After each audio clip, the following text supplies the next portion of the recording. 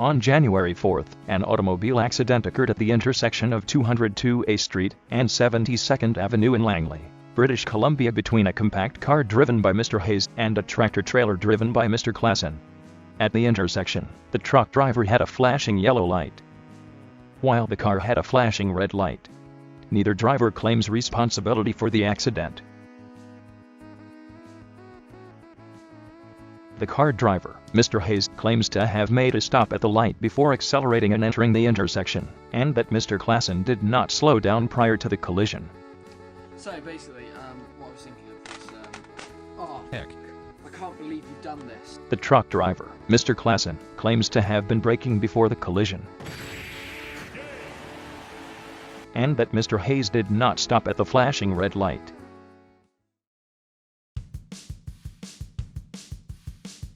Background information in physics is needed in order to understand the crash. You must know that kinematics is the study of motions. There are forces acting on the two objects, the car and truck. Momentum is always conserved, and the sum of energy into a system plus or minus work is equal to the sum of energy out of said system.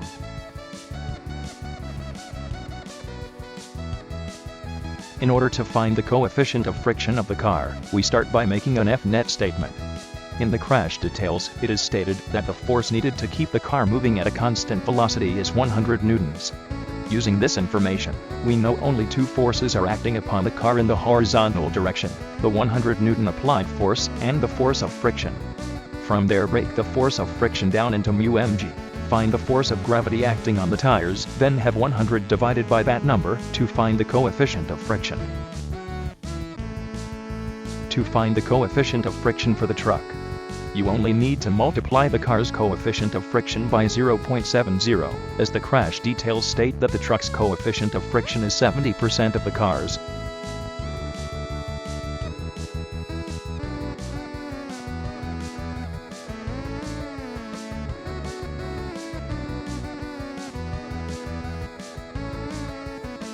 When finding the initial velocity of the car, we would have to take Mr. Hayes' claim about stopping before moving into the intersection as fact. As without this information, we would not be able to find the car's velocity before the collision. The information given for the car is that the distance it traveled before the crash was 13 meters, its velocity initial was 0, and its acceleration was 3 meters per second squared. Plugging this information into the formula velocity final squared equals velocity initial squared plus 2 multiplied by the acceleration multiplied by the distance will allow us to find the car's velocity before the crash.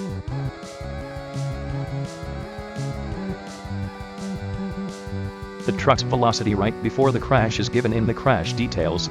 It is said that the truck is traveling at 6.7 meters per second.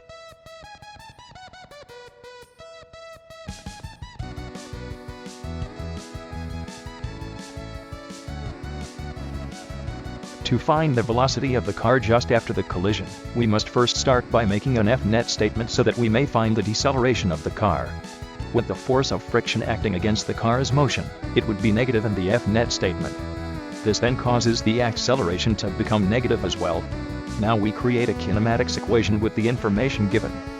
Plugging the information we have into the formula velocity final squared equals velocity initial squared plus 2 multiplied by the acceleration multiplied by the distance allows us to find the velocity after the collision.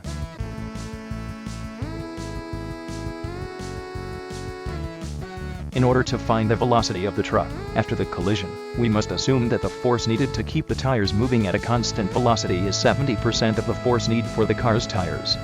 Then make an F-net statement for the tires to find their mass. After we have solved for the mass, we make a second F-net in which we solve for the acceleration. After that, we use the kinematics formula velocity final squared equals velocity initial squared plus 2 multiplied by the acceleration multiplied by the distance to find the truck's velocity.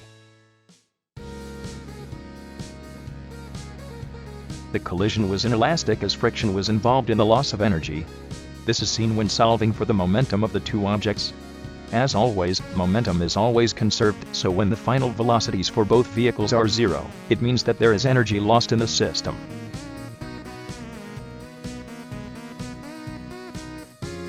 The car driver, Mr. Hayes, is the main one at fault. According to the road laws in British Columbia, when faced with a flashing red light, the driver may only continue into the intersection when they know it is safe. If Mr. Hayes truly stopped before entering the intersection, it would take about 3 seconds before the two vehicles collided, meaning that he had not waited to see if it was safe to enter the intersection, showing he is at fault.